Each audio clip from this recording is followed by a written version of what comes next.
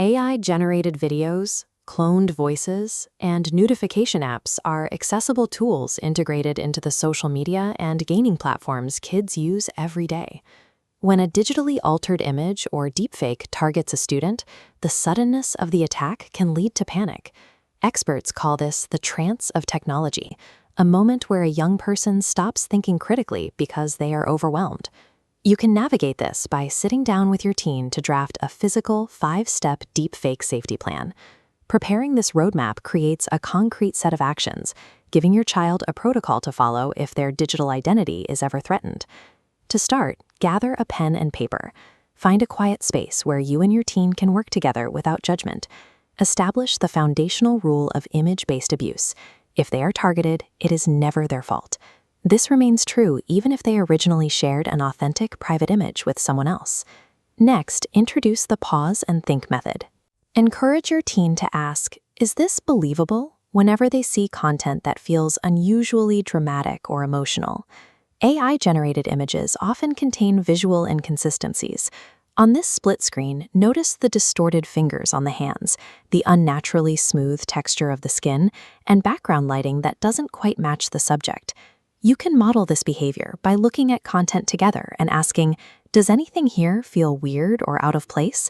Practicing this immediate emotional reaction, building the digital literacy required to handle a future crisis. Now, begin writing.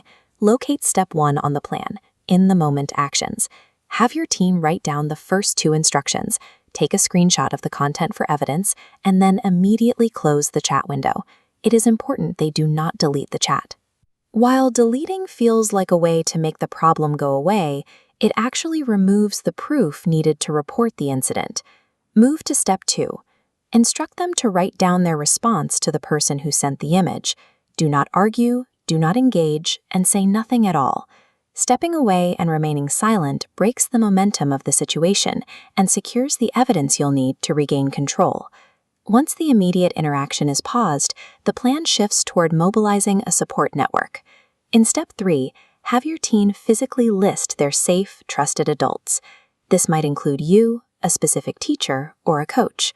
For moments where they may feel too embarrassed to talk to someone they know, have them add professional helplines to the list, such as the Kids Helpline or the Daniel Morecambe Foundation.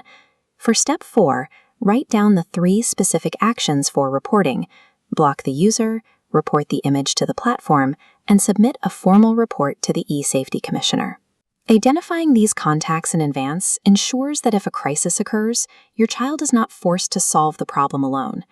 Even with a written plan, the feeling of shame can make it difficult for a child to speak up during a real incident. Have your teen practice their disclosure out loud. They can use a simple script. "Someone made a fake image of me and I need help." You should also practice your response out loud. "Thank you for telling me. You are not in trouble, this is not your fault, and we will fix this together." Verbalizing this exchange before it's needed makes help seeking a practiced response rather than a source of fear. Look at the document you've just completed. You now have a tangible 5-step deepfake safety plan. Your child's image and voice belong to them. This document provides the tools they need to respond to threats and reclaim their digital identity. Keep this plan where it can be found quickly, such as a pinned note on a smartphone, so it's ready to use at any time.